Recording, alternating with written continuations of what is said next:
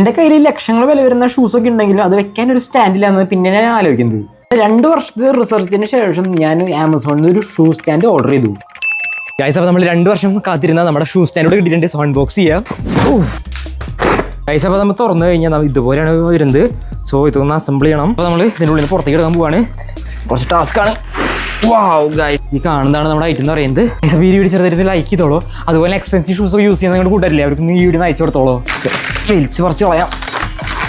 കുറച്ച് സ്ക്രൂസും കാര്യങ്ങളും കിട്ടിയിട്ടുണ്ട്. ഇതിൽ വന്നൊക്കെ ഇതേപോലെ കുറേ പ്ലാസ്റ്റിക്കിൻ്റെ ഐറ്റംസ് ഇതിൻ്റെ കാലിൻ്റെ അടിയിൽ വെക്കാനായിട്ട്.